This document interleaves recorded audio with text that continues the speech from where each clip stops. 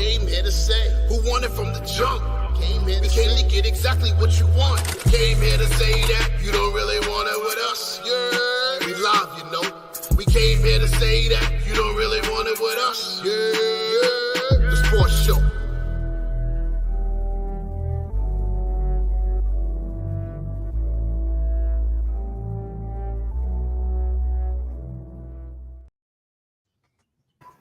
Yerrr.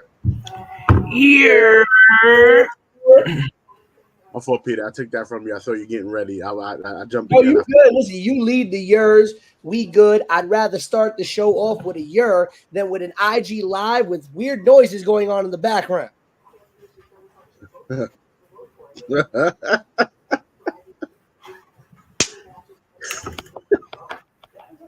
We are in 2024. That's what we started the show off. God damn. In 2024. And I just want to.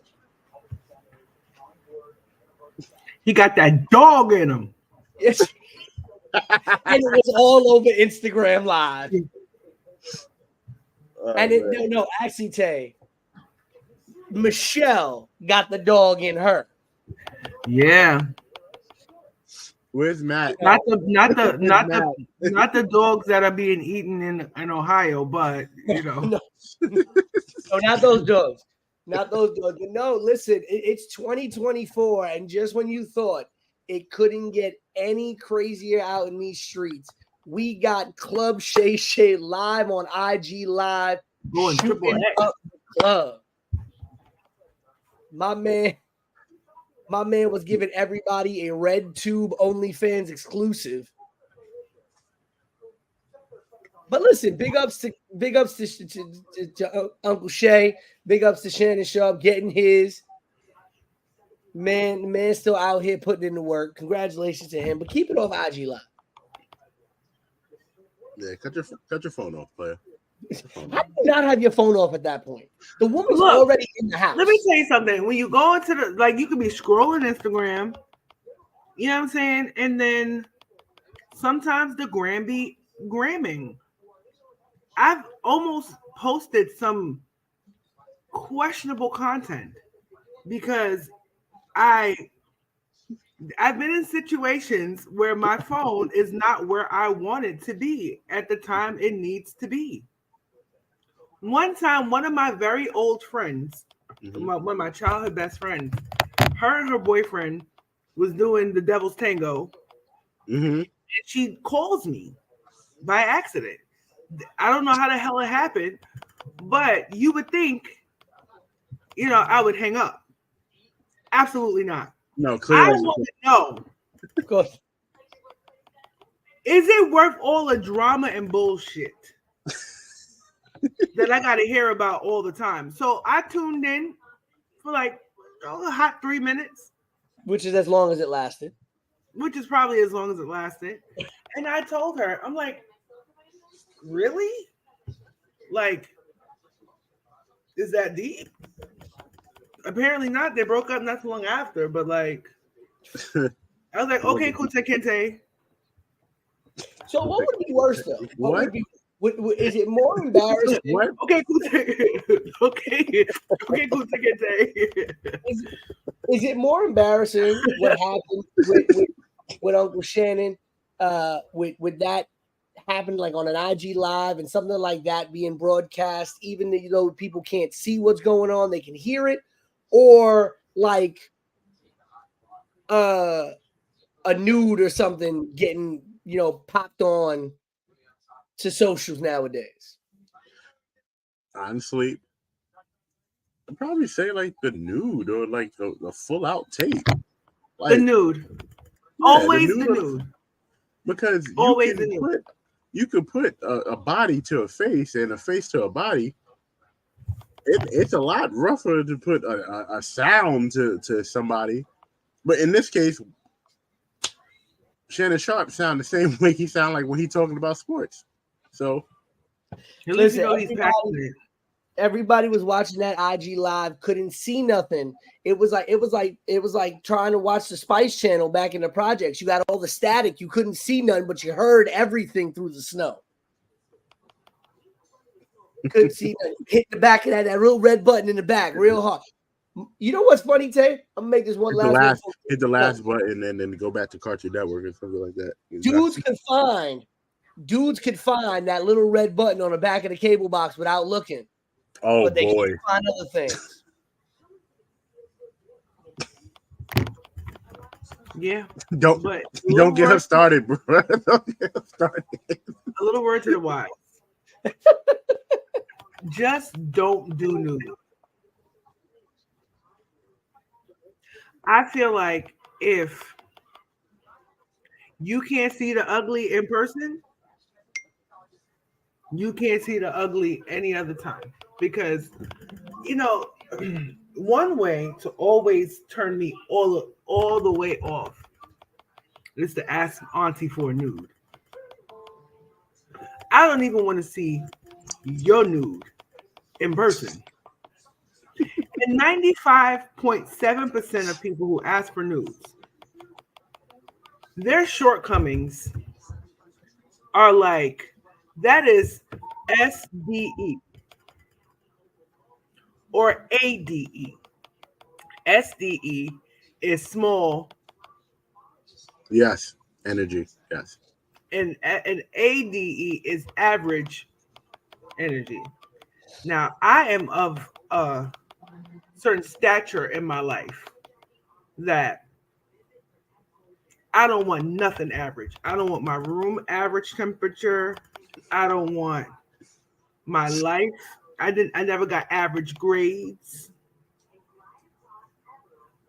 And I don't want no average.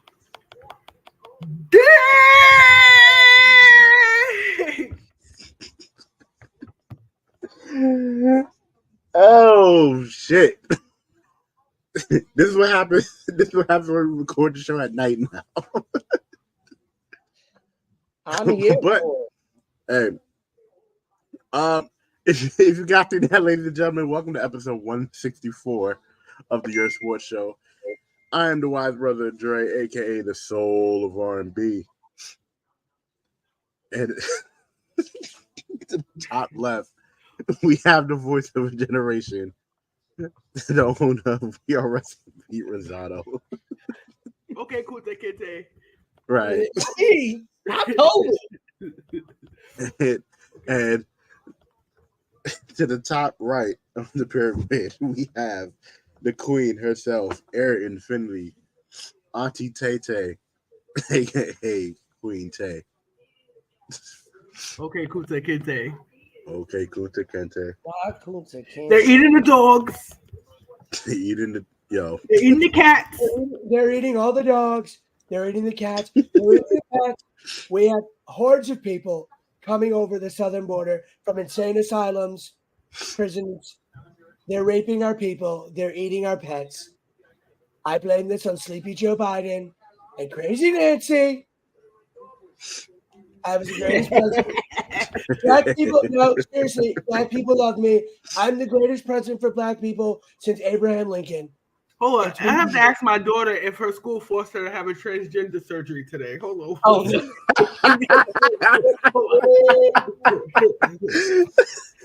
you got to make sure. I don't remember signing any consent forms. Marianne! Marianne! Hey, is you a man? Did they do a transgender surgery today at school? Oh no! Did they make you do an involuntary trans surgery at school today? No. Okay, good. I didn't sign any consent forms. Let me know if your school decides to force you to have a sex reassignment surgery. So I think we might have to fight that. Yeah, I don't have that copay under my insurance. I think. Yeah, I definitely think that'd be something that you need to fight for, and then go. Yeah, if you school, you just let me know if they ask you if you want to, Yeah, like if you want, if you want, add some razzle dazzle to your life, like not the razzle dazzle. And make sure when you apply for jobs next summer that you apply for only the black jobs. Only the black. You have to do it before the immigrants take it.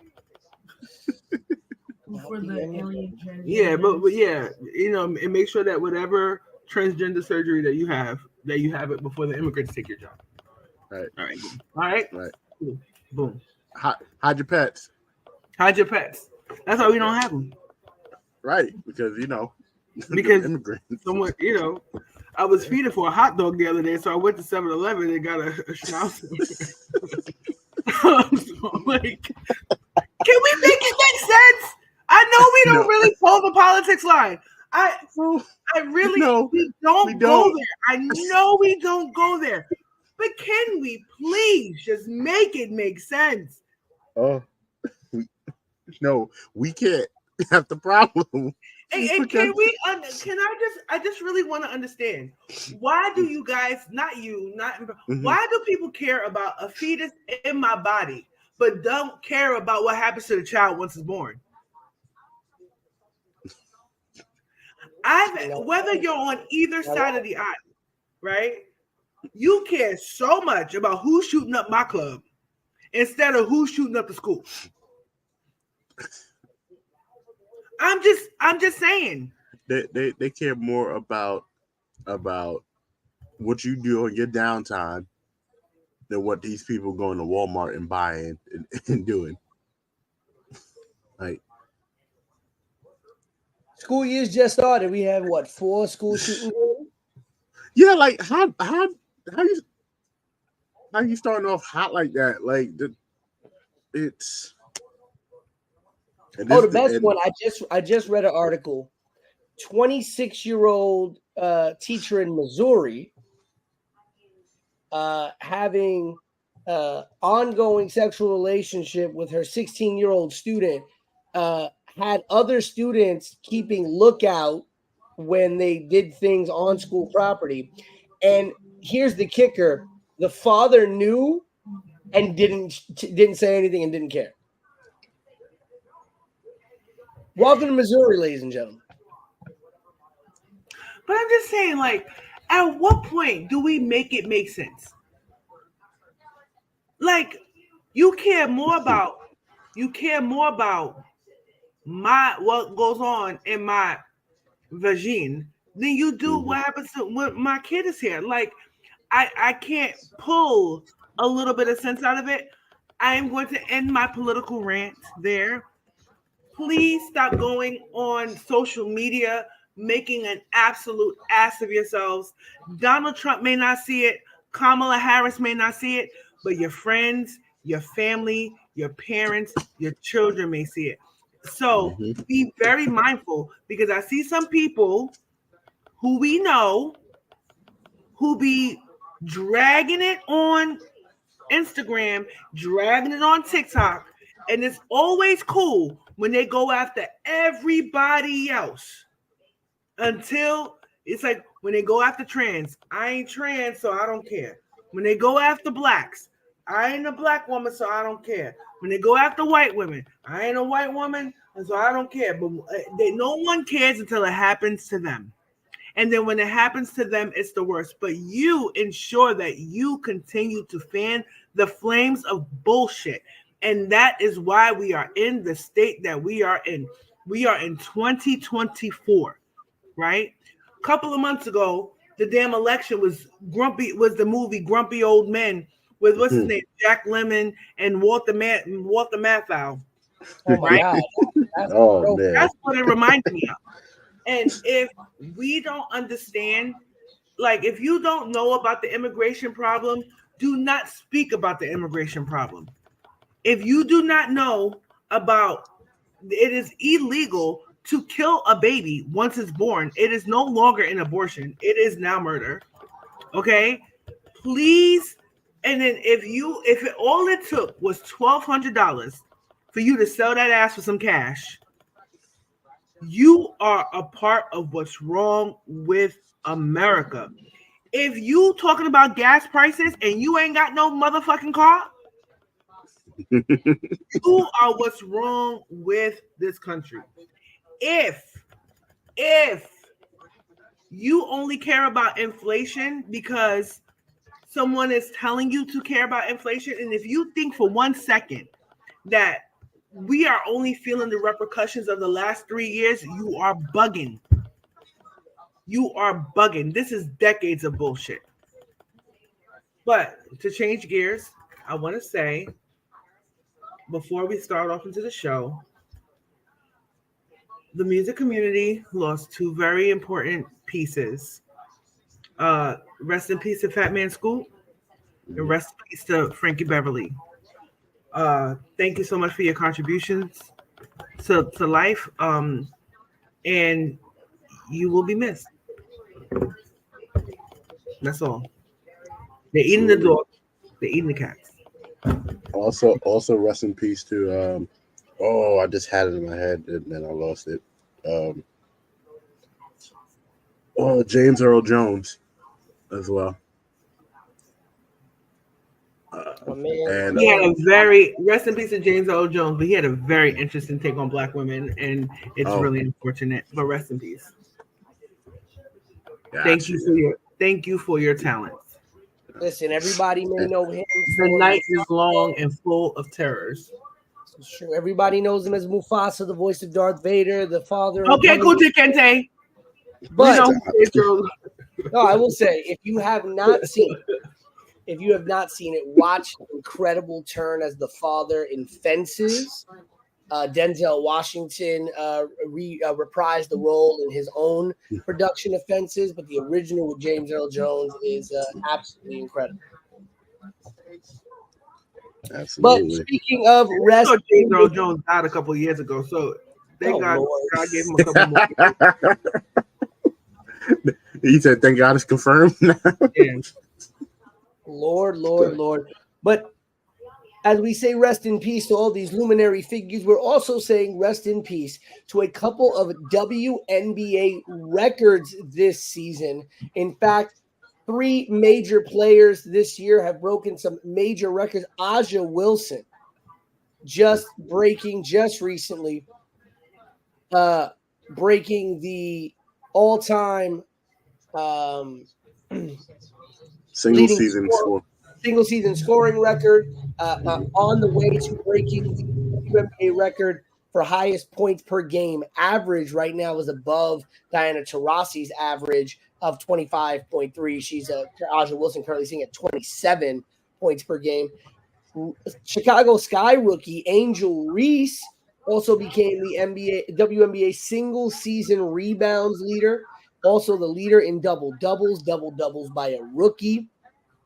Unfortunately, her rookie campaign cut short with a wrist injury. And Caitlin Clark, for everything that was said about her struggles early in her WNBA rookie season, broken a number of records herself. In fact, rookie single game 3-pointers. She's going to be breaking the assist record. She has the most assists by a rookie in the season. First WNBA rookie to record 400 points, 100 rebounds, and 150 assists in a season. First ever WNBA rookie triple-double. Has done that twice now. Single game assist record. So incredible records by these 3 incredible women. And as we're seeing the WNBA season go longer and longer, the question is going to be, what do you think is the next record that's going to get broken in the WNBA? I think Caitlin Clark is gonna come around and probably go for that single season scoring record. I feel like that will be broken again. I also feel like Caitlin Clark will break the assist record twice, or at least twice. Or she'll be on that list, the single season assist list, for a couple times, at least 5 times. Angel Reese will definitely continue to be on that rebounding list.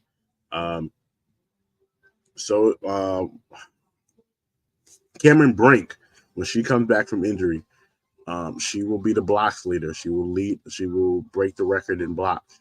So, we're saying all these things about these women, and these women are phenomenal women in the league and continue to expand the game. So I think this year, not more than any other year, but to some people could say more than any other year, but for this year, you got to really give it up to the ladies and give it up to the rookies who actually made the women in the league step up a little bit more. Like, I feel like, and then shout outs to Asia Wilson, right? Like, shout outs to Asia Wilson. She has had the most amazing season of almost any WNBA player ever. And unfortunately, the team hasn't performed like we think the Aces should have been performing this year. But at the end of the day, it doesn't discredit what she has put in this season, the work she's put in. Because she was supposed to get MVP last year. This lady's supposed to be on the way to be a 3-time MVP. She has to be unanimous MVP this year. There's been nobody better than Asia Wilson. Nobody.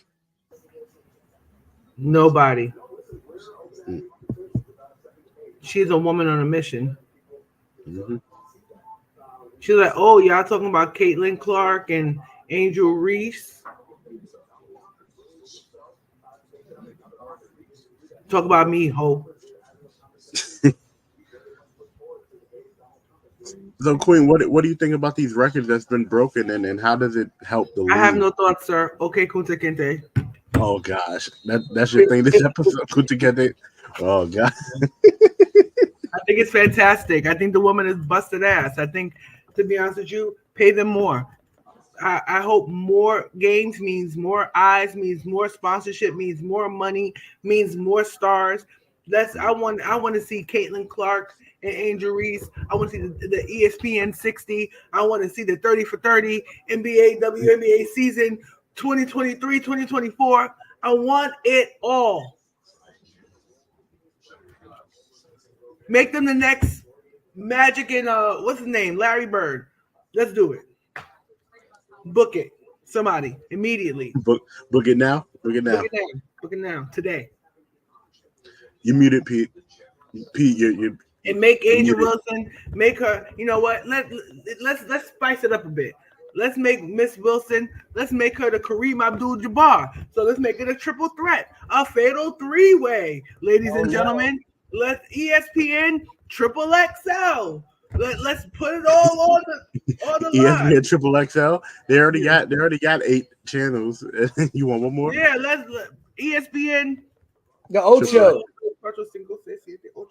ESPN 9 feature them all WNBA all the fucking time. Let's fucking go. I'm putting my money where my mouth is. I'm going to Liberty games.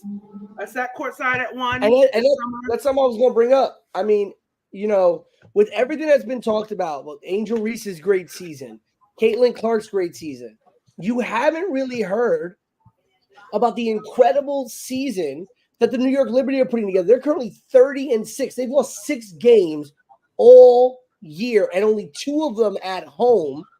Minnesota's lost 9 games, but the New York Liberty have had an incredible season. And with the Las Vegas Aces likely not going to be in contention for a WNBA finals spot. I mean, they are the 4th best team in the league, but New York's trying to get that finals victory that they were taken away from last year. Absolutely, and I think New York can do it. Now, will it be a New York versus Aces rematch? That is yet to be known, but I see New York being in the finals again. I won't hear nothing from the Knicks fans if the Liberty bring home a title before the Knicks do. You won't, because it'll be in Barclays Center, not in the Garden. Doesn't matter. Does not matter.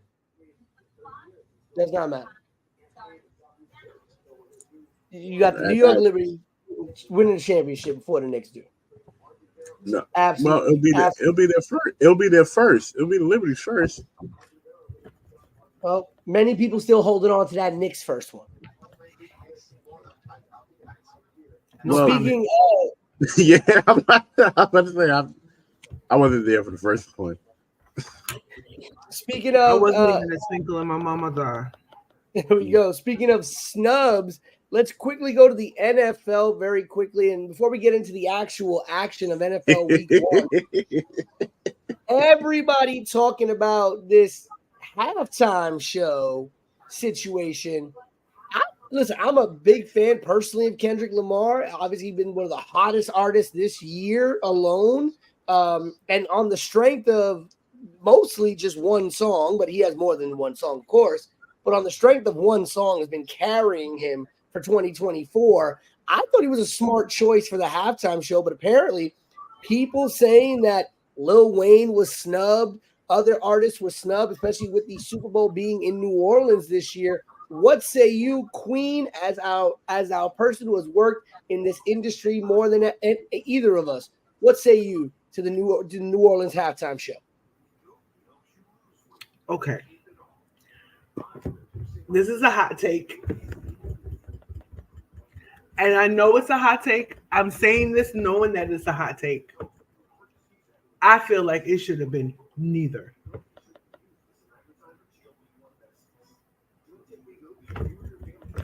Because I'm gonna be real with you.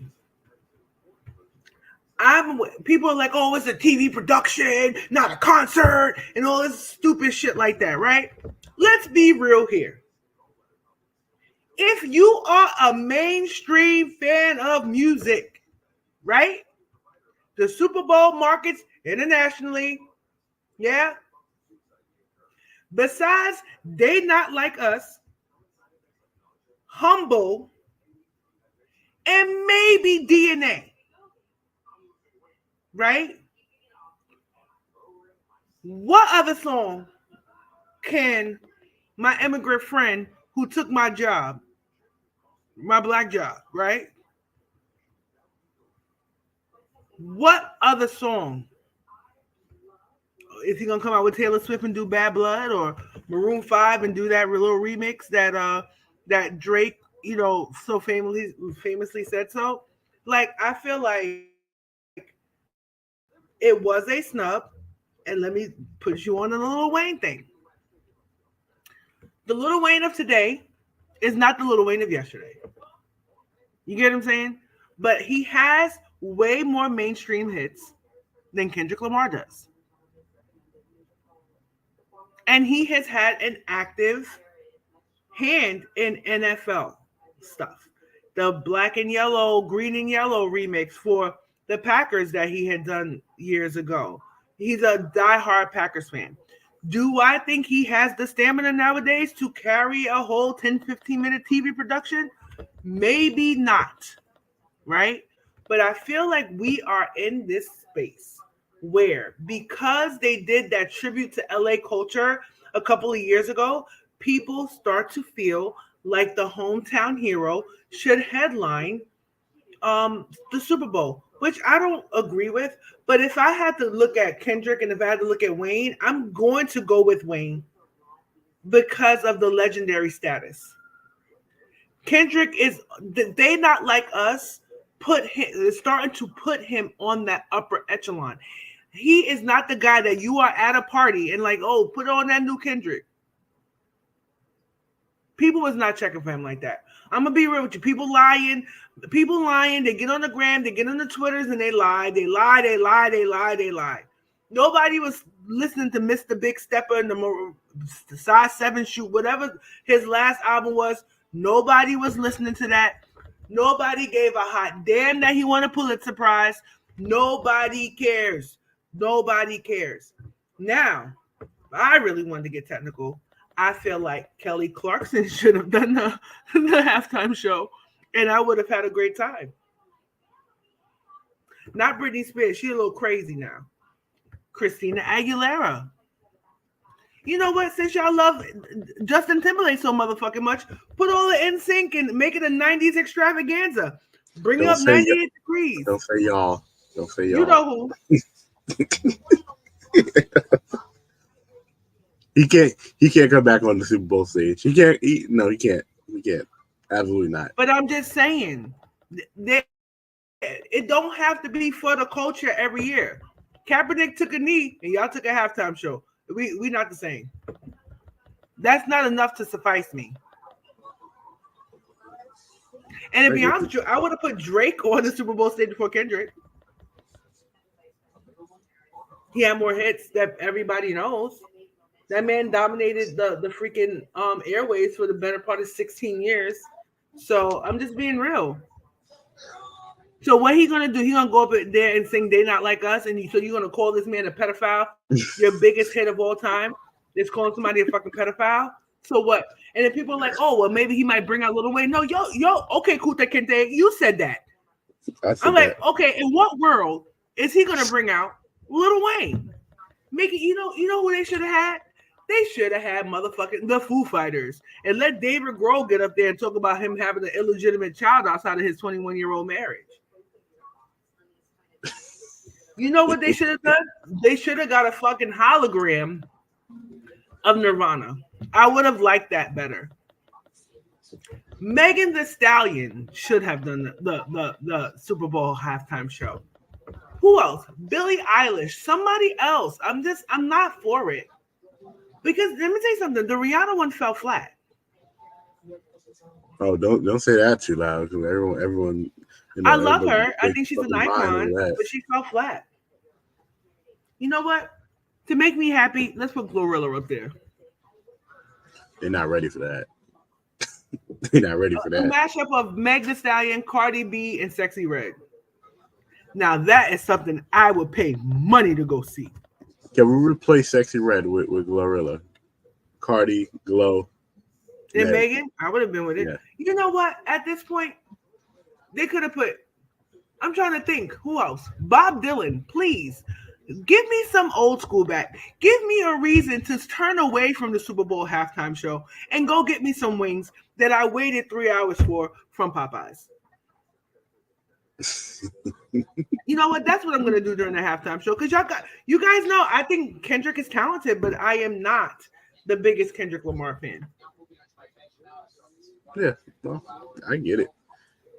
I want No Limit to come on stage because I am a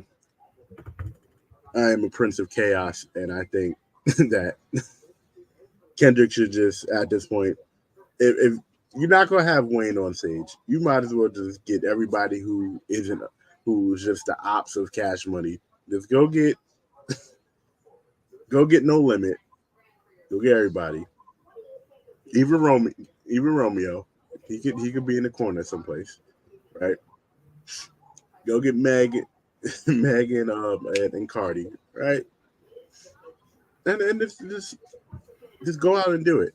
But in all seriousness, I like the Super Bowl halftime show the past 2 years. Usher was good. The LA one was, I even said Adele. Adele would have been cool as well. Like I said, from a business standpoint, I get it. Also get the other side of it. Wayne is in New Orleans. You know, he should be on the show. The Super Bowl's been in New Orleans 10, 11 different times. Last time they were there, Beyonce was the headliner of the Super Bowl thing. So, and I don't think anybody is going to say, hey, fuck Beyonce. Let's put Lil Wayne on the stage. They should have put Kanye up there. Oh, boy. Yeah. Okay. They put Kanye up there. We are bound to never watch a Super Bowl again. They will cancel the Super Bowl every year. As far as I'm concerned, I don't care, really. I just wanted to see who's going to get to the Super Bowl. What about Justin Bieber or freaking Ariana Grande? Like, that would be cool for them. And we don't know the state Miley of fucking Bieber Cyrus. right now. Well, I think that also the thing is when you really think Cardi about it, the last They're not gonna let Cardi get on this.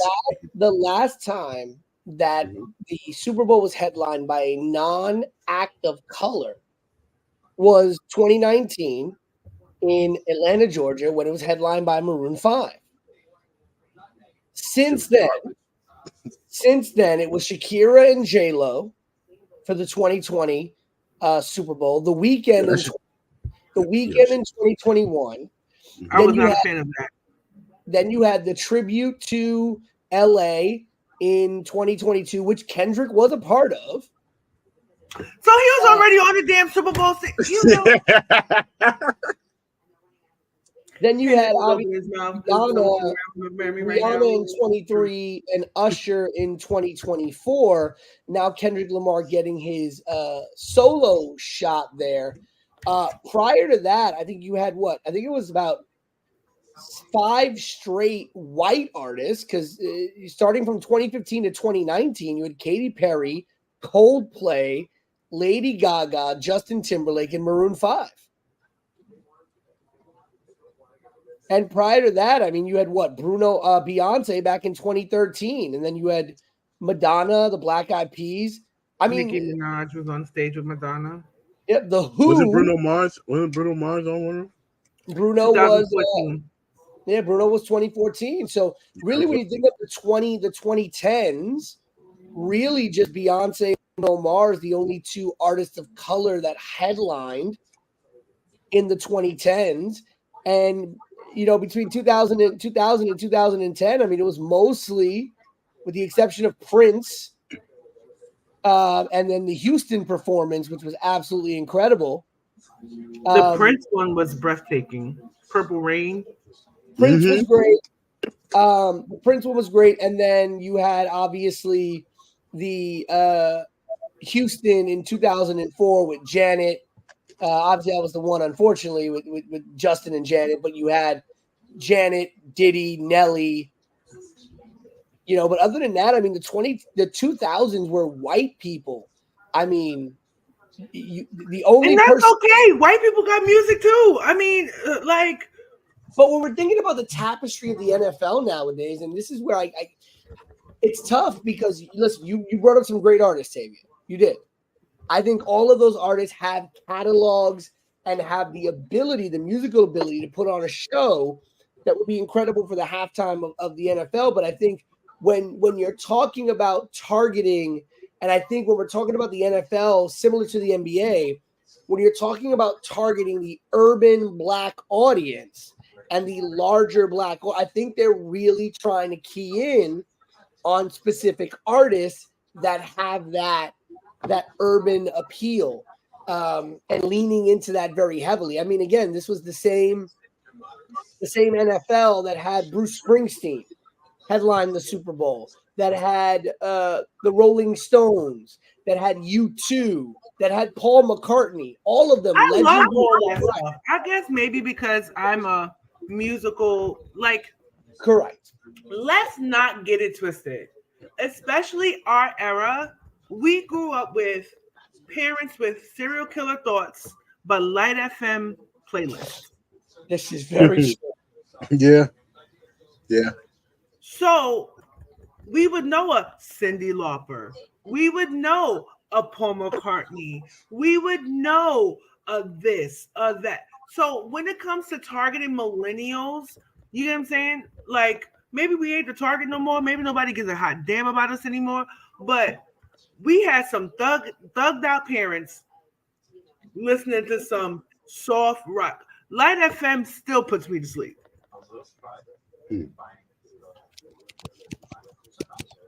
But I don't get it. I just feel like people, to be honest with you, I think people are just dick riding Kendrick. I'm sorry. I'm not with it. I'm not with it. I can see that. It's interesting. They're dick riding. I find that there are a lot of people that don't know, who don't remember who Delilah was on New York radio. She's still on the radio. Still on the radio to this day. The fact that people don't know who Delilah is. I mean, my fiance calls me old because I have the number 2 station that I have programmed into my car radio is 1010 Wins.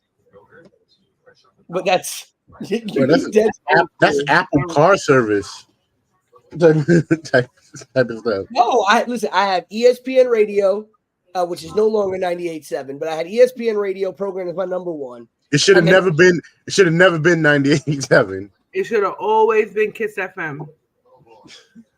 And then 1010 Wins is second. You know what I would like if next time they come to New York for a Super Bowl, I really would love for them to do a halftime tribute to freestyle music. Oh, I think that'd be incredible. Man, listen, me and freestyle, it just nothing is like listening to the little freestyle, little Judy Torres. It reminds me of when it was 1989 and everybody, their mama was Puerto Rican. Everybody was in Coney Island. Everybody was Puerto Rican. Either you were Puerto Rican or you had a Puerto Rican pappy or you had a Puerto Rican baby father. The best times. And listen, Stevie B get on the stage and belt out a couple tunes. Forget it. I would take my money. I'm a freestyle. NFL, when you come back to the New York, New Jersey area, that's what you got to do. You'll sell out. If Jay-Z if Jay-Z don't bring his old ass on the stage for the next New York one, then this whole project is null and void. Yeah, he gotta go. Yeah, he better do New York, that awful song. And then Lil Mama come out one time. Yeah, do you know how much I hate that song? And I've grown to hate it. So much at sporting events. I went to the Giants game on Sunday. Sorry. I was just happy to be there. I didn't give a shit. Like, let me tell you something. Those uniforms look horrible. Huh? Those uniforms look horrible. Yes. I didn't know if they were going to ride horses or ride the defense. I was super confused. And it looked they did like neither. They did neither. How you going to fail like that in front of the great Eli Manning, in front of the great damn Lawrence Taylor, in front of the great Phil Simms? You know, it was a sight to behold. I left midway. I think I left when they did that. We'll get to that in a second. But in my closing thoughts, right? Kendrick got the biggest hit of his career off of Drake. Period. People are dick riding because now they're going back to his catalog. I'm like, oh, you know, yeah, he's dope and all stuff like that. I like a couple of his songs. I can do without it. But yeah, I would have picked Drake before Kendrick. I mean, after somebody calls you a pedophile, I mean, I think your days of headlining the Super Bowl is over. But neither way.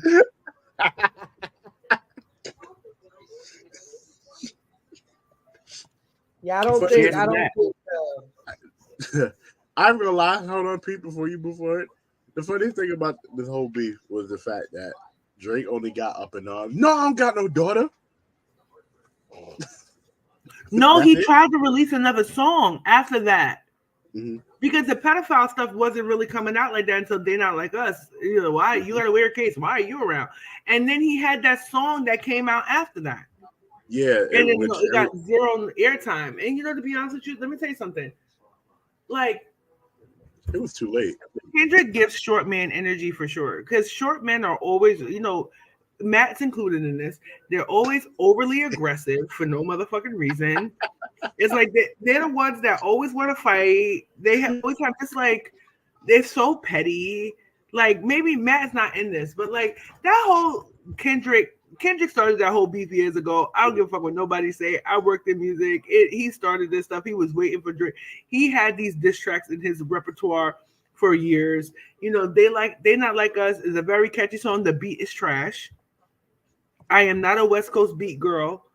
But yeah, all you're gonna hear is wop, wop, wop, wop, wop. And then what he gonna do? He ain't gonna bring out Dr. Dre. They did that already. Nobody cares about DJ Mustard. Metro, go shut your bum ass up and make some drums. Like, oh yeah, I forgot about that song, bro. Yeah. Congratulations. You played yourself. Let's take it from the halftime show to week one of the NFL, and what a week one it was. I mean, both New York teams, the Giants and the Jets, with losses in week one.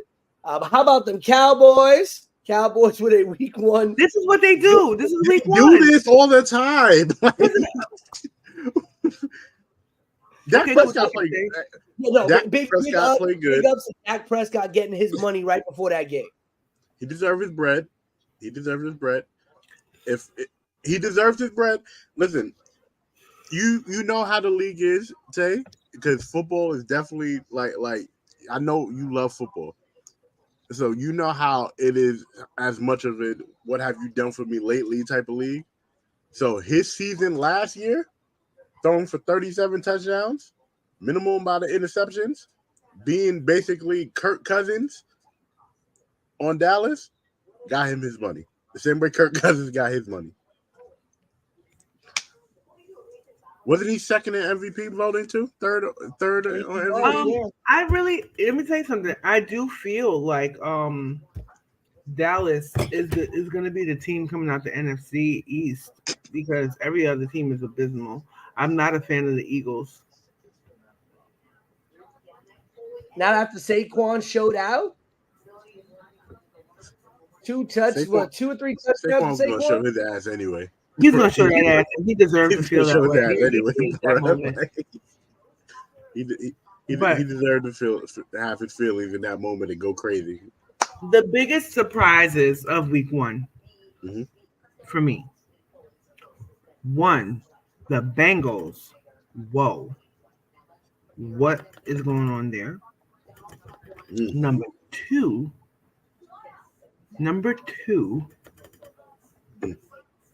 I've been tooting the San Francisco horn more than anybody else on this team on our show.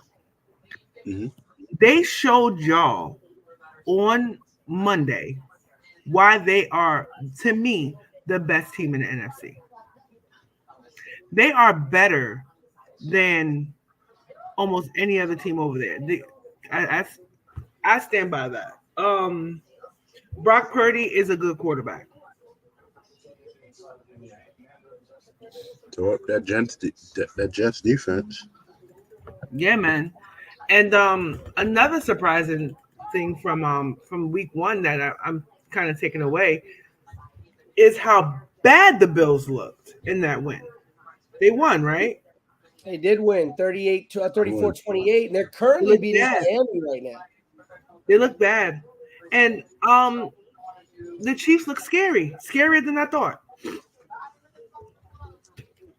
I gotta check my fantasy football team. I wanna jump on that real quickly there. That opening night game, the Chiefs and the Ravens.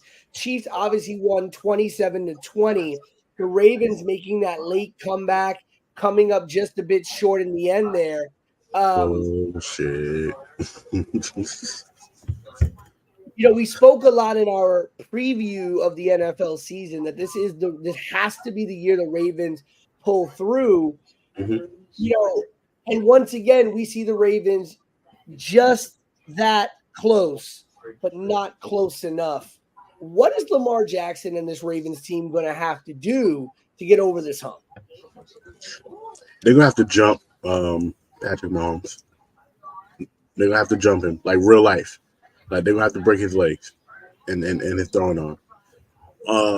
Because ain't no way, bro. Like, ain't no way.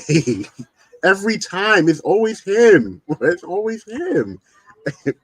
Like, it's feast or famine. It's feast or famine with him. Right. And that week 1 game, that if Baltimore is the team that is making the Chiefs play like that, I feel bad for the rest of the AFC because the Chiefs started out hot. And now Baltimore has more like incentive to be like, nah, that first week was a fluke. But as it's looking, we don't know. But in terms of Lamar Jackson, I don't know what more he can do. The blame is going to go on him regardless, but I don't know what more he can do. We keep the same energy when it comes to quarterbacks. Like, we was dogging out Aaron Rodgers that year where his special teams is the only thing that scored, right? But special teams also gave up 1,000 points that game. So, like, we have to keep the same energy. Unfortunately, Lamar Jackson has to find a way to figure it out, but I don't know what more he has to do. Yeah. They will, because let me tell you something about the Chiefs too. The Chiefs, somewhere between week 4 and week 9, every year they lose their identity. And let me tell you what else was interesting. Travis Kelce looked more like a tight end than Travis Kelce. He is getting old. I'm being real. Not only did you see, I ain't gonna go there. Don't. I know where you were going. I felt it. Interesting, stats from week 1. In fact, there he goes. Okay, cool. Kinte with the stats. 17 starting quarterbacks threw for fewer than 200 yards for only the second time since the start of the 2011 season. We saw Aaron Rodgers throw for only 167 yards, Kirk Cousins for 155, Daniel Jones less than 200 yards, Deshaun Watson, who we'll get to another story about later, 165 yards. We did see an uptick in the running game, the best opening week for running backs since 2008, averaging 121.5 yards on the ground in week 1. But I want to kind of talk about the 3 big rookie quarterbacks for the year. Jaden Daniels in Washington, Bo Nix in Denver, and Chicago's Caleb Williams. The highest you had was 184 yards from Jaden Daniels, 138 for Bo Nix, and 93 for Caleb Williams. Did any of the rookie quarterbacks in their performances show you anything that may give you some idea on, what we're looking at this season, Dre? What is the quarterback's name in Washington? Jaden Daniels. Jaden Daniels. Jaden Daniels. He looked RG3-ish. He has a decent arm, but if they're gonna rely on him running, they need a better offensive line for him. Now, I think he's going to be pretty decent throughout the season, but in Washington, like most places right now in the NFL, who is he throwing it to? Right. Who's he throwing it to? They have to figure that out.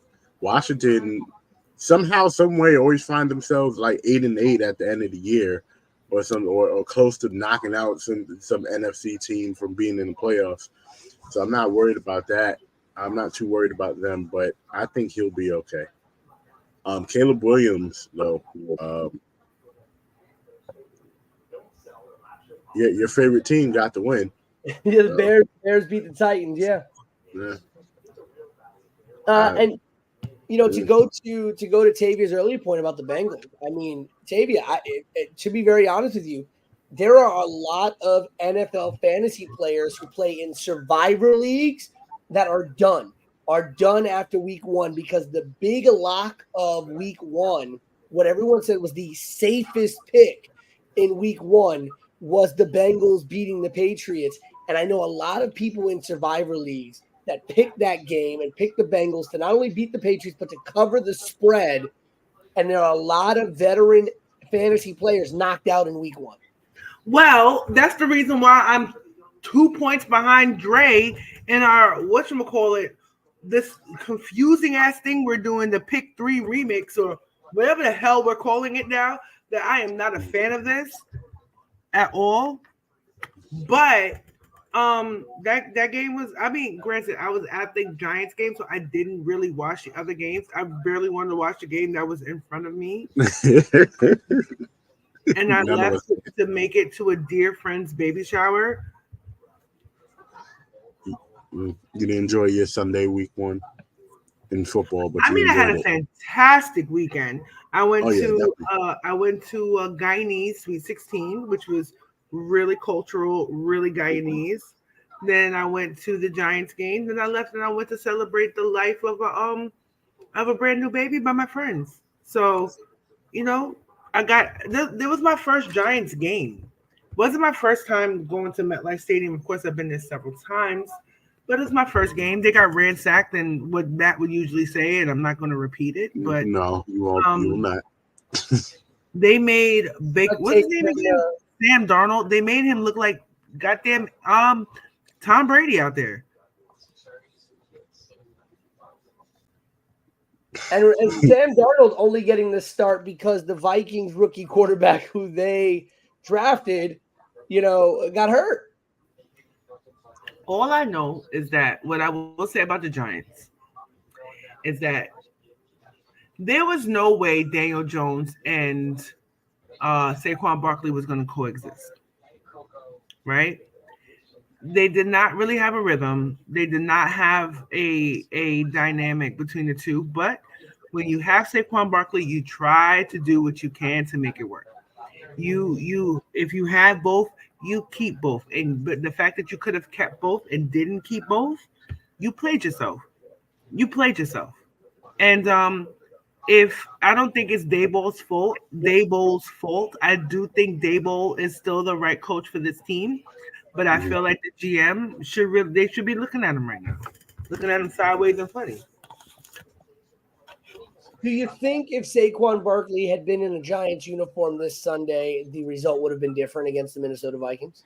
Yes. Daniel Jones can't throw. That's the problem. You have two decent wide receivers who can give you decent yardage, right? And I feel like he's going for more rushing yards than his tight end and his running backs. That is crazy to me. But you know what the problem is? It felt like every time they were on offense, he looked like a deer caught in headlights. Like he just did not know what he was supposed to do. The defense did as best as they could. Some sloppy mistakes took them out the game, but that could be fixed. They were eager, they were hungry, they were trying, right? But you cannot fix incompetency. And there's a disconnect between the system and the quarterback. And there's no trust between the quarterback and his players, and there's no trust between the quarterback and the coach. Something's wrong. Is it time for Tommy DeVito to come back? They should have got a veteran quarterback. I agree. You mean to tell me that this is what you had sat Eli Manning down for all them years ago and disrespected his legacy for? Man, I tried to forget that. Thank you for reminding me. I tried. Yeah. Try my best to forget that. These dudes really sat Eli Manning for what we have now. So really quickly, we saw the Dolphins beat the Jaguars, Texans beat the Colts. Outside of the Patriots beating the Bengals, was there any Week 1 result, Tay and Dre, that was surprising to you? I did think that the Jets were going to do better against the 49ers. I did think that. Did I think they would win? No, I'm high on the 49ers train. But I thought they would have done better. Dre, any result that stood out to you? I had zero faith in the Jets in that game. And this is not me being a hater. It's more of the 49ers are on their revenge tour right now. So it's going to take a special game for you to beat the 49ers right now and moving forward. Honestly, I would say like the Ravens-Chiefs game was surprising to me, mainly because Baltimore played well enough to win. It's just that man number 15 on the other side always finds a way. So. Very, very true.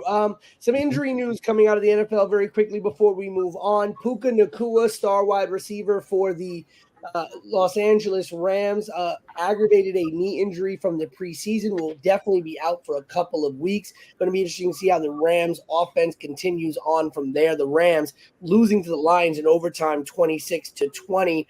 Also an injury report out of Pittsburgh. Russell Wilson, again, likely not to start. Justin Fields will be starting for the Steelers. And lastly, probably the biggest injury news coming out of Week 1, Packers quarterback Jordan Love, a sprained MCL, not season-ending, but will definitely be out for a couple of weeks. And it's going to be very interesting to see if the Green Bay Packers can keep afloat in that time with Jordan Love out. I take no for 300, Alex.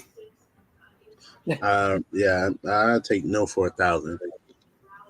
Also, I don't know who the Green Bay backup is, honestly. Also, the Saints. I mean, The Saints. It's the Saints. 47-10. No, I mean they have a competent quarterback in Derek Carr. Derek Carr's their defense is crazy. And they have players on offense. And like I said, they actually have a decent quarterback in Derek Carr now. The Dolphins, I don't know about all that decent. That's a stretch, but they got somebody there with an arm. Better than Daniel Jones. He's better than a couple of other quarterbacks. I'd take Derek Carr right now over Derek Jones. I was just about to say that. I would take, you know what? I would take a Tesla car over Daniel Jones at this moment. You know what? I think I could do a better job.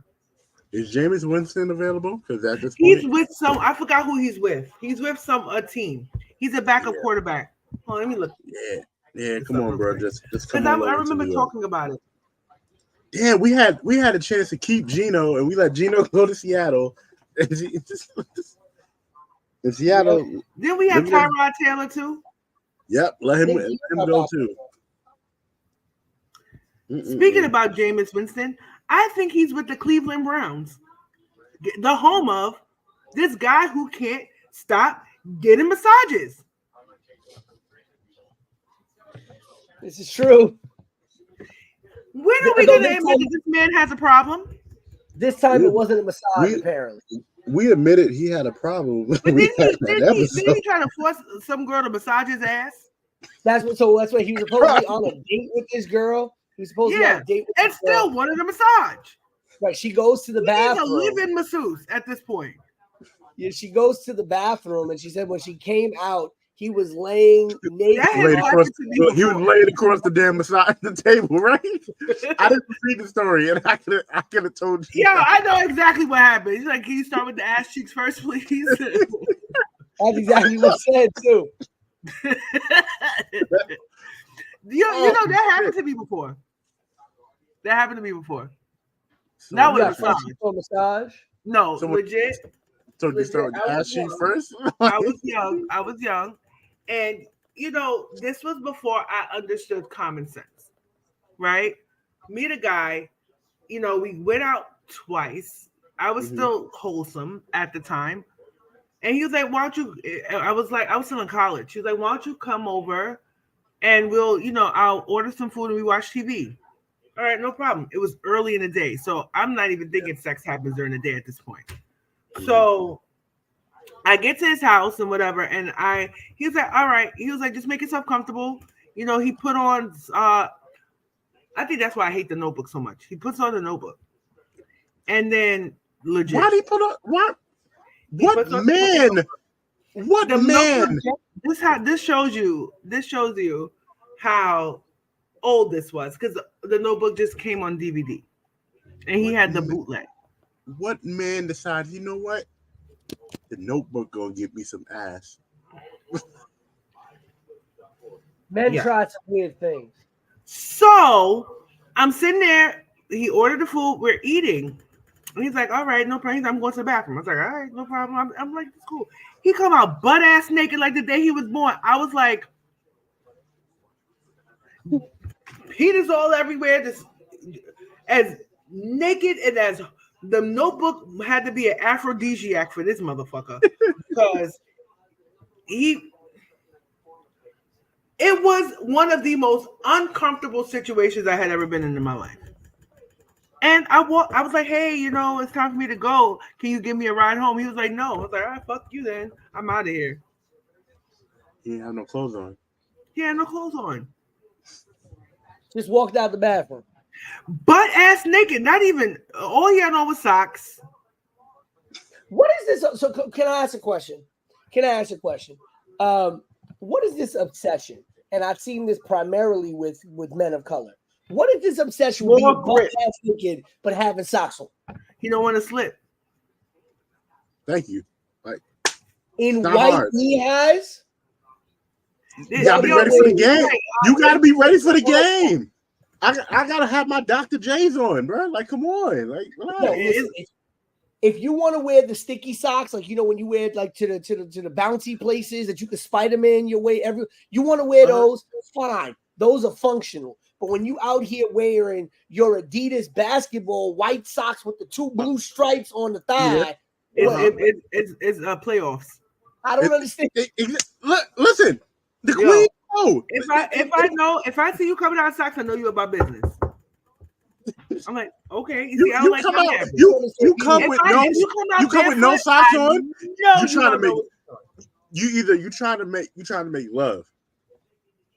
You trying to make love. If you have socks, I have better grip on my floors. And my floors in my house. If I wear socks, I slide. So I can't be wearing socks. You got the wrong socks. You got the wrong socks. If I got been in the socks, you ain't been in the finals, bro. You ain't been in the finals, bro. I'm like, you mean business, all right? Yeah, you've been playing a bunch of times. You know, like you gotta. I got the Spider-Man socks. I can stick to the ceiling. I got those. Those are weird. Those are the big.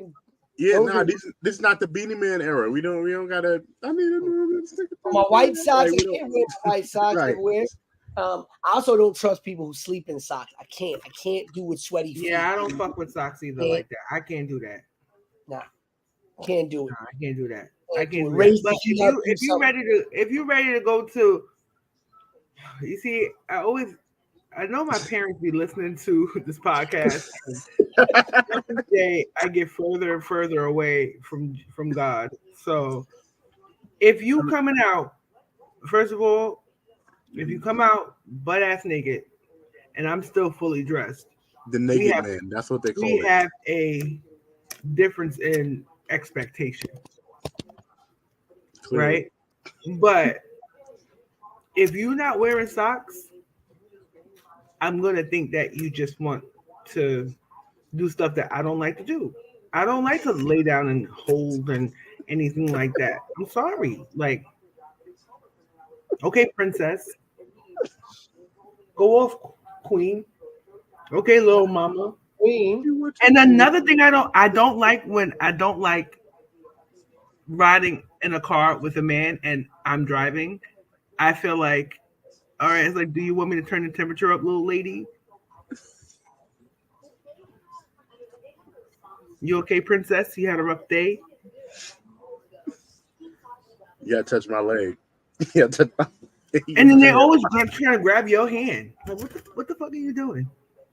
I can't drive like that. What are you doing? I can't drive. I can't hold your hand and drive, mama. Sorry, big dog needs 2 hands on the wheel. Sorry, little mama. Not sorry, little mama. Sorry, baby. Oh man. And don't touch my phone either. Don't touch my phone. But Deshaun Watson, can somebody get him into a therapist? Like, he does not need to be playing a game. He needs to be playing a therapist. Yo, it's beyond me at this point. Are you surprised that another person accused him? Like, are you surprised? Because I know, let me say something. I have seen some surprising things in my lifetime. This guy is a sexual predator. There, I said it. He is a sexual deviant. He has an issue, and it needs to be addressed. All the millions in the world ain't gonna fix it. And then he's not even playing that well. That makes it even worse. Yo, get that man some help. Right, get him off the phone. Yeah, don't you think it's weird? Don't you think it's weird for a man to be a passenger princess to a woman in a car? Like, it's like, all right, honey, do you want Sonic or do you want Wendy's? Like, I can't fathom. Like, I'll be looking over. There was not one time this guy, I had to tell him, like, are you gonna pump my gas? Like, do I have to pump my gas too? I was like trying to get out of a parking. It was so I'm sitting there like, I had never been so turned off in my life. If I'm riding in passenger side, I'm pumping gas. I'm going inside. I'm doing everything, right? Like, you just focus on driving. You I will tell you, I hate the one thing I hate about living in Jersey is I can't pump my own gas. I can't. Sometimes I go to Jersey for my gym class. One of my gym classes in Jersey, so I go. And I still can't fathom the guys be like, okay, you can pull over. I'm like, oh, I'm used to pumping my own gas. Yeah, it's I can't. I get out. I've actually been told to get back in my car by dudes at the park at the gas station. I go to a Wawa or a Quick Check. By the way, living in Jersey for the last year, I thought Quick Check was actually, and it's also aging myself. I thought Quick Check was a check cashing place. Me too. Come to find out, it's like a Wawa kind of thing. Mm. And I was just like, wait, why would you call it Quick Check? It makes no sense. In the hood, that would be where I would go to cash my check or get a money order or buy a phone card to call some foreign country. Speaking about week one, Tyreek Hill. Kill it. I will say though, I was actually very he almost got killed by the police. Right. We almost had another man. Woo. And then the worst part about it is the police officer. The police officer tried to call him and apologize. He did too much. Like, why are we still going through this? I would not. So it was interesting. I was actually surprised to see Mr. I root for everybody black all the time, Stephen A. Smith, come out and say that Tyreek Hill had to have some responsibility or be, something in there. I was like, what? I'm not surprised. I'm not surprised that Stephen A. Smith said that. I'm far from surprised. Because Stephen A. Smith, as much as he said he's done for the community, right? Monica McNutt pressed him and read him his rights live on TV about the representation of women, especially women in basketball, right? He's been checked plenty of other times by other sports figures of color about how his opinions come off. So with the Tyreek Hill stuff, yeah, this is a canon event. This is something you kind of figured that he was going to do. It was interesting because when it first came out, when the story first broke, I was like, I always try to sit back with everything and give something the benefit of the doubt. Like maybe local cop, county cop, whatever, didn't know what the hell was going on. And then I read a couple of articles that came out after after all the facts were being sifted through to find out that this was an officer that was regularly stationed at the arena, that worked at the arena. At that point, I'm like, how do you not know who Tyreek Hill is? How do you not know who the star wide receiver of your home team is? And unless there was a weapon in Tyreek Hill's car or he was driving so fast that he was approaching past triple digits, there was absolutely no reason for that man to have been outside of his car, handcuffed and on the ground or handcuffed and standing for any reason whatsoever. There is no traffic violation outside of a weapon being in his vehicle, illicit drugs, and I mean super hard drugs, or speeding above triple digits that would require any kind of detainment.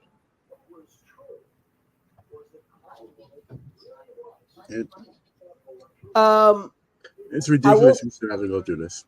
Yeah, speaking of the Dolphins, though, I was surprised by how poorly they played in week one, considering they were.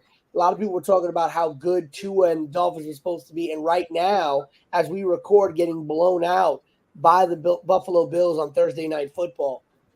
So very interesting there. The NFC East may be open. The AFC East, I should say, may be open for business once again. Maybe the Bills' time finally. I hope not. Lastly, let's go to the thing that Tavia hates. Let's end on this.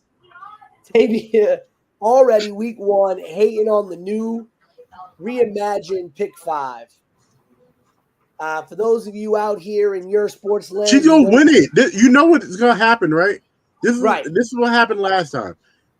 She wasn't feeling the game, and then she went on a fucking tear. So this, I'm not feeling it. Stuff that she got going on right now, we gotta be in our A game. We gotta be in our A game. Nothing fuels me more than anger. Exactly. Yeah. Exactly. Well, for those of you out here in your sports land who have not heard or have not seen what our new reimagined pick 5 is, essentially is this: instead of picking the same winners, the same 5 games every week, each one of the Yerrr Sports Show co-hosts will pick their own 3 games of the week, the winner of their 3 specific games, and they will then attach a point value to each winner, 3 points being the highest, 1 point being the lowest. If the host picks the winners correctly, they can get a maximum of 6 points for the week, a minimum of 0 points for the week. I believe Tavia and I tied with 3 points for the week. Matt did as well. You 3 tied. I got 5. My 3-point game and my 2-point game. I picked the Giants as my 1-point game just for shits and giggles. Yeah, I could have had 6 points. There was one administrative oversight. Both myself Yep. and Tavia picked the same game and the same winner, which is against the rules. If you're going to pick the same game, you have to pick a different winner, unless you're putting it at a different point total. So both of us put it at 3 points. Since you had you did it wrong because I picked my game first, so you get it disqualified. Then bye.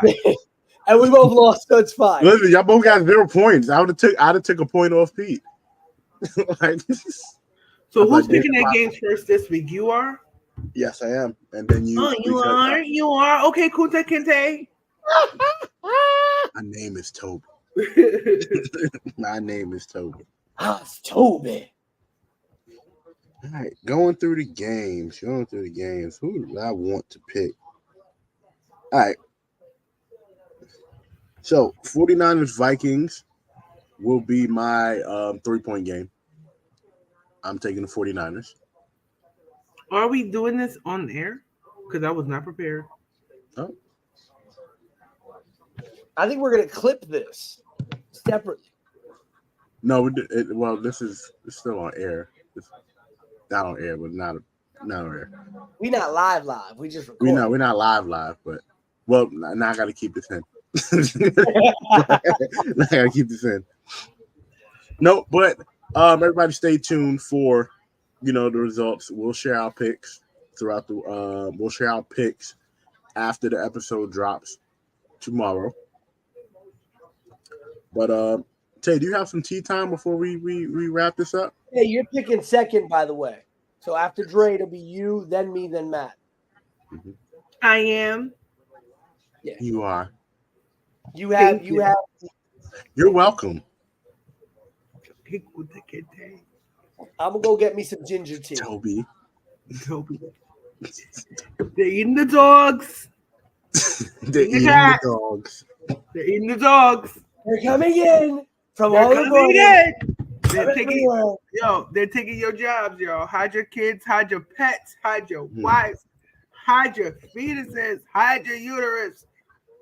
I wonder if I have a black job. You do. We all do. I'm trying to figure out if my job. You know who's the worst at their black jobs? The motherfucking flight crews at ATL Airport, baby. They are the worst. Bottom of the barrel. I'm glad I don't work in front of people no more. I'm glad I'm just. I was like, unhand me and my belongings, please. Oh. Like, do not touch me. Oh. You know I get it. I get it. I do not like to be touched. No, nah. You gonna flex at them like, what are you doing? Like, yo, get off me. I do not like being touched. And then your arms be out too, so it's not even more intimidating. Yo, oh shit, sorry, my bad. All right, I got a real quick tea time. All right, cue me up. Give it to a queen. Yeah, we just hyped up. Give it to a queen. I got it. Hyped up. Give it to a queen. Yeah, we just hyped up. Give it to a queen. I got it.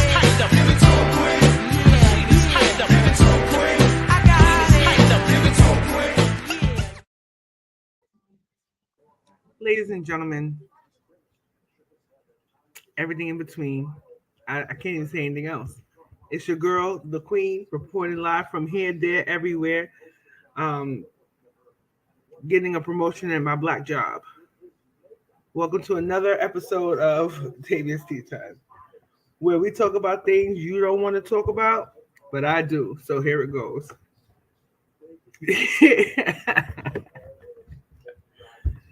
I mean, I thought my tea time was talking about men being passenger princesses in somebody else's car. Clearly, we thought. I am so triggered by it, right? I'm so triggered by this. So I'm thinking about different ways and etiquettes for dating in 2025 because 2024 is over, right? For me, at least. What is it? I have two questions for men. Number one, if you already fumbled, why are you the first person looking at somebody else's stories? Why do you have the audacity to even think you could text me on my phone? Right? And three, like,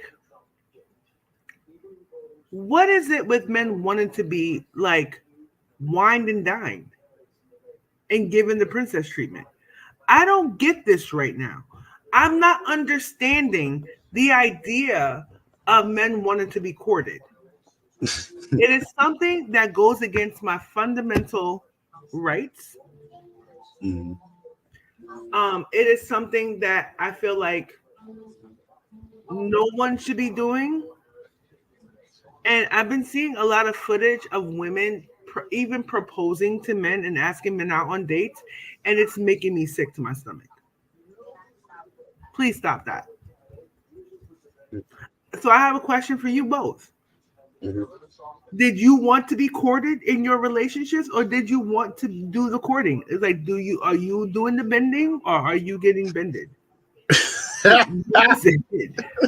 Who's doing the bending here? So, Pete, did you ask your fiance out first, or did she ask you out first? Because if she asked you out first, I'm going to Jersey right now. No, I asked her out first. And I'm gonna eat your dog. No, don't do that. I asked her out first. It was an awkward scenario only because we were. I had a feeling that it was awkward. It was February of 2020, so we were in the midst of the pandemic. And so it was still a time where like you really didn't know where you could go, what you could do. Places were still shut down and closed. It was the only time I've ever had like a first date in my own house. So like I invited, it was, I cooked, had the music, we played games, we ate dinner, stuff like that. Everything was great. It was a great first date. It was fantastic. But it was very awkward just because it was in my home because we really couldn't go anywhere because shit was still closed. We all still found a way to go out. Do you remember that night that we was all at a club one night, Dre, and everybody had their mask? We was at Janelle's birthday party in September. I remember we was all in there. Oh, but we went to some rooftop joint early in the summer. It was early in the summer. We all tried it, and it was like. And we were all, and I remember, I still got the pictures of me with my black mask and everything. Like, this shit not working. You know, I'm like, no. We went on a proper first date in April. She ask you? No, I took her out proper first date. It was in April. Things had started opening up again, and we went out. So y'all was just fiending the date, huh? You what? Y'all was just fiending to go out to see each other, huh? It was that spectacular. I hear. Well, by that point, she had. So I think in the month of February, our first date was the weekend before Valentine's Day weekend. And then I did end up seeing her on Valentine's Day. So we saw each other every weekend in February. And then by that time, it became like maybe like every week or every other week. She would come over to the Bronx and we'd hang out, or I'd go out to Jersey and we'd hang out. And then by April, it was like things started to open up again. So we were like, all right, let's actually go out on an actual date somewhere. So about 2 months after like our official first date, and about a month and a half after we went official, we had like our official outside somewhere first date. And I will say though, to your question, Tay, I won't say I wanted to be courted. But I will say I think to a degree, and this is very to a respectable degree, I understand the need, and again, this is also the therapy in me talking, and the reformed person of who I am.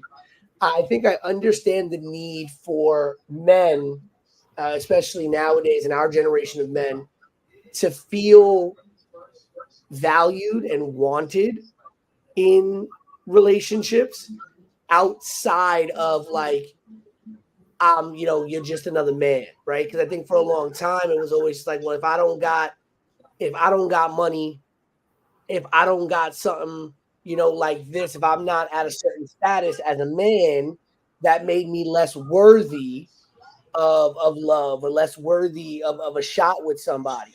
And I think for a long time, men felt like they were taken for granted in relationships. Men were, disposable. Men were like, you serve a purpose and that's it. And many married men, especially many married men of our generation, the biggest complaint is always like they feel invisible in the home, and they feel invisible in their relationships. So they step out and cheat.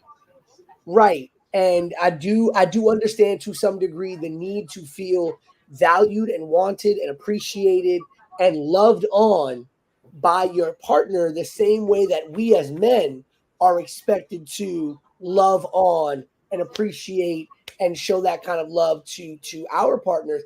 I'm very lucky. This is the first relationship I've ever been in, I'll be very honest, where I've ever had a reciprocated relationship. I was 35 years old when I first was in a relationship where somebody bought me a gift. Like just bought me something off the rip just because I was thinking about you. Or I wanted to go out and I want to spoil you. I want to do for you. And for me, that was very foreign. One, growing up as a man, always being told that's not what you do. You do that. That doesn't come to you. Two, growing up as a man of color and kind of being told like you don't accept nothing from nobody, you do for other people, you never have people do for you.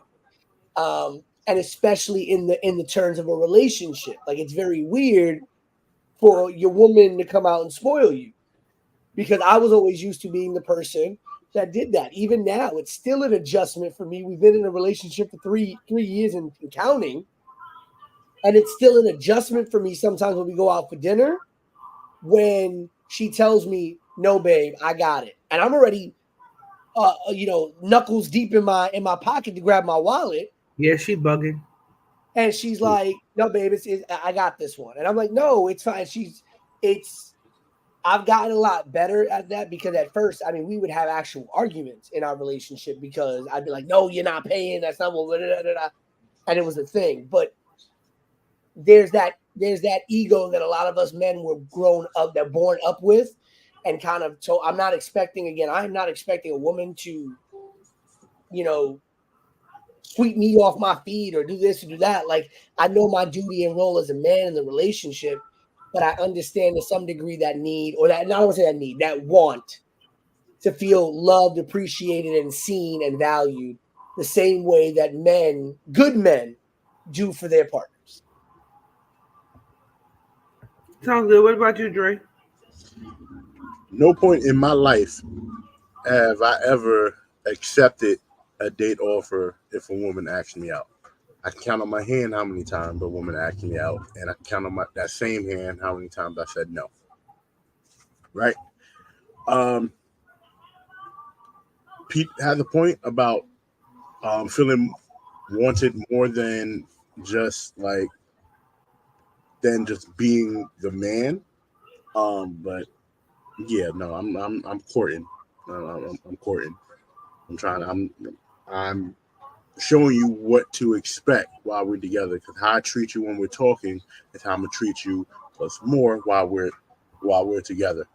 So I'm not gonna allow, like I said, there's a form of courting that women do while a man is courting her, but I do not expect the woman to be like, yeah, boo, let me take you out, this, that, and the third, you know. No, that is just no. Like, no, no, no. Like when I was in a long-term relationship or in any of my situations I was previously in, yeah, I can count how many times the girl paid for my meal, once or twice. But it wasn't more of a thing that I didn't want her to. It was more of, no, hold on to that money for something else. I'll take care of what we need to take care of. If we out, hold on, take it. Because I'm thinking long term for the most part. Thinking long term. If it's something crazy, if I really, really don't have it, I'm just not going. But if you are going to be adamant enough for me, like, no, we're going to this and third, cool. I'll take it out one time. But it's not a habit. I know guys who just be getting the princess treatment from from girls that they go out with, and I just be like, how do you sit here and just accept that? How do you sit there and just be like, yeah, that's cool, I'll pay for everything? Like I get, for whatever reason, this generation of that we're currently in forgets that relationships are partnerships. But damn, bro, when you're dating, date, bro. Like, be a man. When you're dating, date. When you're dating, date. And the good thing about me, I'm starting to learn that, like, I don't have time for it. I'd rather be alone. I'm good. I promise you. I have not had more peace than I've had by myself. Dating is terrible now because nobody's healed. Everybody's jumping in situations, and then. But you know, the thing is, it's not even only that. People have a lot of expectations on what they want, and not a lot of expectations on what they can give. Because a relationship is still give and take. You still can't focus just on the taking and not on the giving. And if you don't have it to give, you should not be wanting to take. You feel me?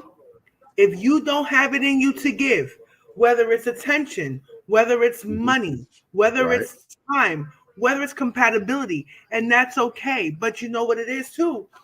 Be honest from the rip. Hey, I can only do this. But do not say I can only do this and do everything else and then be like, well, I told you I couldn't do this. You get what I'm saying? But it's a give and take on both sides. I can't give you what I don't have. And I can't expect to take from you what I'm not willing to give. Boom. Why are you not in bed? That you remember, and I'm glad this whole what you bring to the table conversation is slowly dying out. It's gonna rear its ugly head again. Yeah, it's gonna come back. Day. Yeah, it's gonna come back for the remix. But with people with solid head on their shoulders, I'm not asking you what can you bring to the table. Do you know how to love somebody? Like, do you know how to accept love? Do you know how to love yourself? Right, that part. Because and do you know how to love yourself, and do you know how to have loyalty? Because like I always say, love is a fleeting feeling. I love chicken wings today. I may not love chicken wings tomorrow. You get what I'm saying? But if your foundation is loyalty, and if your foundation is built in trust, there are some things that you would do to someone that you love, but there is almost nothing you wouldn't do for somebody you're loyal to. And I 100% agree with both. That's a bar. Yeah. That's a bar.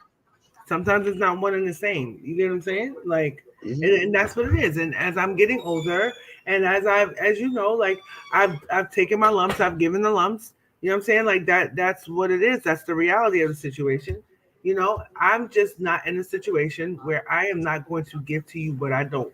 I am not going to take from you what I cannot give you. Yeah. What about it? That next person give you a lump, we're gonna give them a lump. Yeah. Yeah. Yeah. And then nowadays, I'm so proud of myself for choosing peace.